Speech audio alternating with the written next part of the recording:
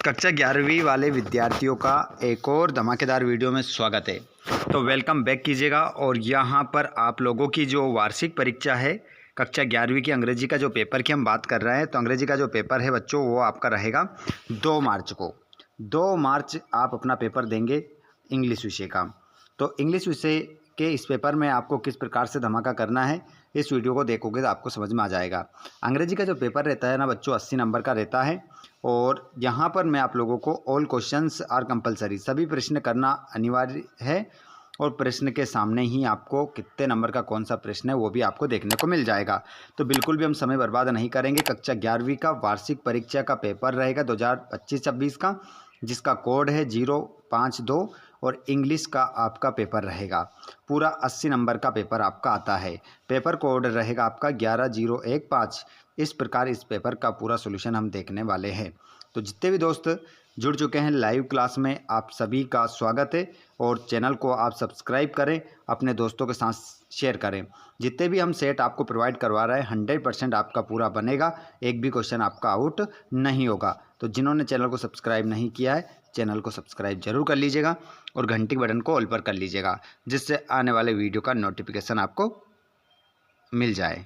आपको question answer किस प्रकार से सोल्व करना है। तो मित्रों यहाँ पे देखिए एक पहला पैराग्राफ रखा है। तो यहाँ पे आपके सामने एक पैसेज है जिसको क्या बोला है, read the passage carefully and answer the following questions. तो मित्रों यहाँ पे देखिए जिसमें क्वेश्चन आंसर हम देखेंगे। तो क्वेश्चन आंसर में क्या पूछा मित्रों, इसमें एक तो टाइटल है, सॉरी माफ कीजिएगा, इसमें एक तो पूछा आपसे नोट मेकिंग करना है इसमें, और दूसरे में क्या करना है आपको समरी लिखनी है। तो इसमें आपको क्या करना है, पेन से जो आप लिखना पड़ेगा वो यहाँ बताना पड़ेगा कि इसमें ये तो इस नोट मेकिंग है जिसमें 4-5 लाइन लिखनी रहती है और इसकी समरी बतानी है पैसेज किस बारे में लिखा है। ठीक है, दूसरा पैसेज है तो इसमें मित्रों यहाँ पे MCQ question, multiple choice of question या इनसाइड क्वेश्चन पूछे हैं। तो इनको क्या करना है आपको सोल्व करना है। इसलिए मैं ये पैराग्राफ आपको सोल्व करूंगा और इसके बारे में आपको डिटेल बताऊंगा कि इसको सोल्व कैसे करना है। ठीक है, तो ध्यान से पढ़ना है। मैं इसको फटाफट पढ़ता हूं। यहाँ पे जैसे क्या लिखा है, यहाँ पे there is a lot of talk about environment, all nations are coming to an agreement to save planet earth. बहुत एक बड़ी समस्या है, बहुत बड़ी बातें करते हैं लोग एनवायरनमेंट के बारे में। तो पूरे जो नेशंस है वो इस बारे में सोचने लगे हैं, इस बात में मान गए कि प्लैनेट्स को अपन को करना चाहिए, सेव करना चाहिए।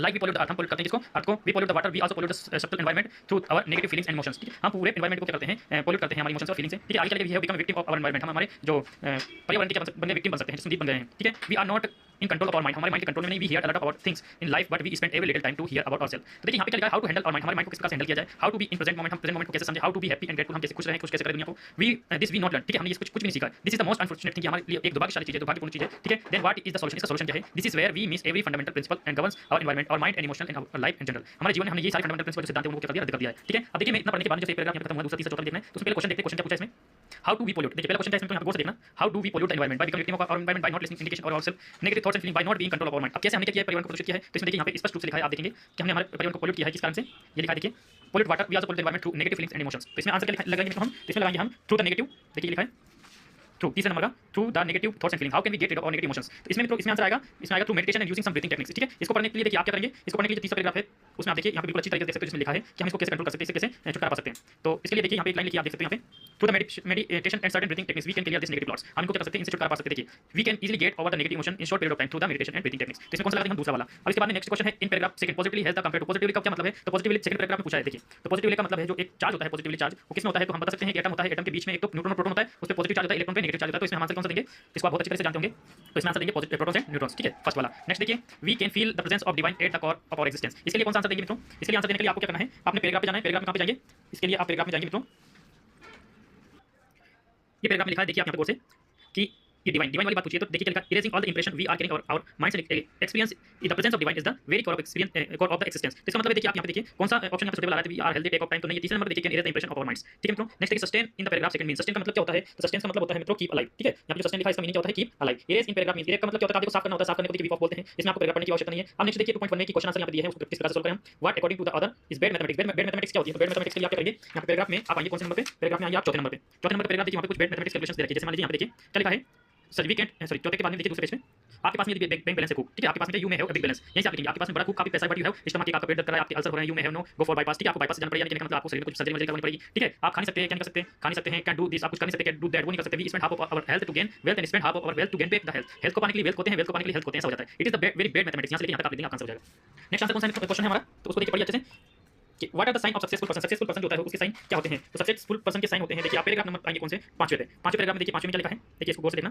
ठीक है, यहाँ पे लिखा है देखिए, इट इज कॉन्फिडेंस, यदि किसी व्यक्ति के पास आत्मविश्वास है, कंपटीशन है, सहनशीलता है, जनरसिटी है, सामान्य तरह स्माइल रहती है उसके चेहरे पे, स्नैप चाहे वो तनाव में रहता है, बीइंग रियली हैप्पी रहता है, हमेशा able to be more free और स्वतंत्र रहता है। These are the sign of successful person. यहाँ से लेके आप यहाँ पे लिखेंगे, कहाँ से मित्रों कैसे बताता हूँ, इट इज से लेके आप सक्सेसफुल पर्सन तक। नेक्स्ट क्वेश्चन है मित्रों हमारा कि इसमें क्या लिखा है, देखिए आप गौर से, what can happen if we calm mind down. हम माइंड को क्या कर देंगे, काम डाउन कर देंगे, शांत कर देंगे, तो क्या होगा। तो इसके लिए क्या होगा मित्रों, यदि हम माइंड को शांत कर देंगे तो हम देखिए यहाँ पे क्या कर सकते हैं, इसके लिए आप याद रखेंगे इरेजिंग, हम क्या कर सकते हैं, मिटा सकते हैं। यदि शांत रहेंगे, अपना दिमाग शांत रहेंगे, और इंप्रेशंस, ठीक है, जितने भी तनाव है वो उनको क्या कर सकते हैं, मिटा सकते हैं। That we are getting out of our minds, जो हमारे माइंड में तनाव है उनको क्या कर सकते हैं, इरेज कर सकते हैं, मिटा सकते हैं, ठीक है। The presence and divine that is very core of our existence, जो हमारे जीवन में हमारे शारीरिक रूप में सेंटर में होता है, उससे परिधि भाग होता है, उसको हम क्या कर सकते हैं, मिटा सकते हैं, ठीक है। ये लिखेंगे। अगला क्वेश्चन कौन सा है, देखिए मित्रों यहाँ पे, what does the author mean by saying positively is the centre of our existence. तो इसका मीनिंग क्या होता है, तो इसका मीनिंग ध्यान से देखिए मित्रों, इसका मीनिंग होता है कॉन्फिडेंटली। पॉजिटिवली का मतलब होता है सकारात्मक या कॉन्फिडेंटली। आप पॉजिटिवली की जगह लिख सकते हो क्या, कॉन्फिडेंटली, आप सकारात्मक इसको हिंदी में बोलते हैं। Find out the word which mean the same as age. का मतलब क्या होता है, एज का मतलब होता है मित्रों बाहरी चीजें, बीच में नहीं होना चाहिए। तो इसमें पेरिफेरी जो लिखा है, पेरिफेरी आप पैराग्राफ में पढ़ा हुआ है, सक्सेसफुल जो लिखा है, तो पेरिफेरी इसका आंसर देंगे हम, पेरिफेरी यानी कि अगल बगल की चीजें, यानी कि किनारा जो होता है, इस मतलब किनारा होता है, इस पेरिफेरी मतलब किनारा होता है, ठीक है। आगे देखिए यहाँ पे आप राइटिंग स्किल्स में आपको एप्लीकेशन लेटर्स वेटर्स लिखने हैं, जो आपको स्कूल में आपके हिसाब से लिखवाएंगे, आपके टीचर्स ने उसी बेस पे आप करेंगे। मैं आपको यहाँ पे पैसे सोल्व करना बता रहा हूँ, पैसे किस प्रकार से सोल्व किया जाता है,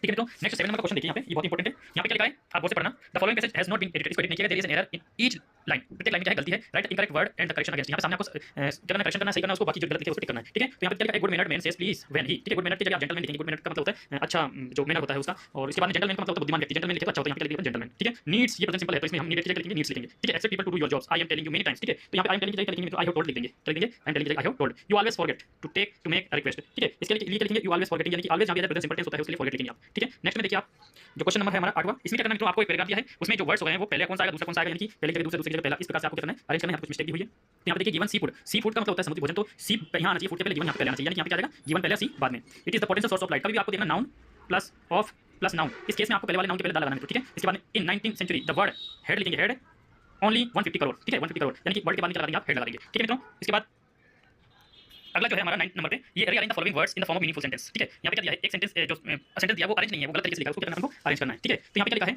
of plenty is only earth water contains the planet विच, ठीक है। इसका कोई मतलब नहीं निकल रहा है, तो मतलब निकालने के लिए आपको सबसे पहले क्या करना पड़ेगा, सेंटेंस को इस प्रकार से अरेंज करना है, उसका एक पर्टिकुलर मीनिंग निकले, ठीक है। तो हम इसको इस प्रकार से लिख सकते हैं, the earth is only the planet, क्या लिख सकते हैं, द, इसके बाद earth is only the planet, ठीक है, which contains plenty of water, क्या लिख सकते हैं, प्लेंटी ऑफ वाटर। इस प्रकार से धरती एक ऐसा ग्रह है जिसमें बहुत अधिक मात्रा में जो है पानी है, ठीक है। दूसरा है क्या मित्रों, यहाँ पे देखिए क्या लिखा है, like this water with pulsating has colourful made and earth our, इस प्रकार से लिखा है। तो इसको सही करने के लिए आप इस प्रकार से लिख सकते हो, आवर पहले नंबर क्या लिख सकते हो, आर, ठीक है। इसके बाद दूसरे नंबर पे आप लिख सकते हैं इसमें अर्थ, ठीक है। क्योंकि ध्यान सुनना, यहाँ पे मैंने और अर्थ क्यों लिखवाया, क्योंकि अर्थ के पहले हमेशा आर्टिकल द लगता है, लेकिन पॉजिटिव केस दिया जाए तो उसमें आर्टिकल नहीं लगता, तो आवर को मैंने अर्थ के पहले यहाँ पे लगाया, ठीक है। तो दूसरे नंबर पर अर्थ है, तो क्या हो जाएगा, our earth with pulsating and colourful, क्या लिख सकते हैं अपन, with pulsating and colourful water. इसके बाद में हेज लगा देंगे, हेज लगाने के बाद में थर्ड फॉर्म वाली चीज को देखिए, थर्ड फॉर्म ये मेड लिखिए, हैज मेड दिस लाइफ, ठीक है। इस प्रकार से ये सेंटेंस जब है, ठीक है। आगे हम एक्सट्रैक्ट को नेक्स्ट वीडियो में देखेंगे मित्रों, और आपको बताऊंगा कि इस एक्सट्रैक्ट को किस प्रकार से सोल्व करना है, ठीक है मित्रों। नेक्स्ट क्वेश्चन देखिए यहाँ पे 10 नंबर पे, read the extract given below and answer the questions that follow. तो इसमें एक एक्सट्रैक्ट दिया है जो बुक से ही लिया है, उसको क्या करना है, आपको ठीक से पढ़ना है, उसके ये नीचे क्वेश्चन दिए हैं उसके आंसर निकालना है। Where did my childhood go, मेरा बचपन कहाँ गया, I went to some forgotten place, मैं कुछ ऐसी जगह पे गया जिनको मैं भूल गया था, ठीक है। That's hidden in an infant face, जो मेरे बचपन में जब बेबी था, बच्चा था, उस टाइम मेरे चेहरे पे जो छुपी हुई चीजें थी वो यहाँ पे क्या हुई है, छिप गई है। दैट्स ऑल आई नो, और उन सबको मैं जानता हूँ, तो वो दिन बचपन के कहाँ गए, ठीक है। इस प्रकार से पहला क्वेश्चन पूछा उसने, यहाँ पे देखिए Why is poet worried? जो पोइट था वो वरीड क्यों था, चिंतित क्यों था, तो देखिए उसका बचपन खो गया था इसलिए वो क्या था, वरीड था, ठीक है। तो he had lost his childhood, इसका आंसर क्या लिखेंगे मित्रों, he had lost his childhood, ठीक है। नेक्स्ट देखिए, where has the poet's childhood gone, childhood जो बचपन है ना, बचपन जो कवि का जो पोइट का वो कहाँ पे चला गया था, कहाँ चला गया था, देखिए that hidden in an infants face, that hidden, ठीक है। वो क्या हुआ था, छिप गया था उसका बचपन, कहाँ पे छिप गया था, एक बच्चे के फेस पे, क्योंकि हमारे बचपन हमारे फेस में छुपा रहता है, ठीक है मित्रों। नेक्स्ट ये नहीं पता आप अगला कर सकते हैं, जिसको आप अच्छे से पढ़ने, नीचे क्वेश्चन के आंसर देने। अब देखिए यहाँ पे 11 नंबर पे लिखा है, answer any 5 of the following questions, ये क्वेश्चन आंसर आपकी टेक्स्ट बुक्स के हैं, ठीक है। उनको आपको पढ़ना है, जैसा आपको क्वेश्चन आंसर लिखा है उसी प्रकार से आपको इसका आंसर देना है, ठीक है मित्रों। नीचे would you agree that others grandmother was person strong character, ठीक है। ये क्वेश्चन भी आपकी टेक्स्ट बुक में से, इसमें और में जो भी लिखा है उसमें से आप कोई आंसर दे सकते हो। इसके बाद में फिर से एक पैसेज है, इसको आपको केयरफुली पढ़ना है, पढ़ना कैसे है, उसका आंसर किस प्रकार से देना है, मैंने अभी आपको ऊपर जो एक पैराग्राफ सोल्व करके बताया है, इस पैसेज को आपको ध्यान से पढ़ना, नीचे क्वेश्चन लिखे उनके आंसर देने, ठीक है मित्रों। नेक्स्ट में देखिए आप answer the following question briefly, ठीक है। कॉमन लैंग्वेज में how can we find out the creative grammar, इनका आपको ब्रीफली आपको क्वेश्चन आंसर देना है। एक पैराग्राफ और भी है जिसमें माय विजन ऑफ इंडिया के बारे में लिखा है, और इसके मित्रों नीचे क्या देंगे क्वेश्चन देंगे, उनके क्या करना है, आपको आंसर देने, ठीक है। अब आगे देखिए यहाँ पे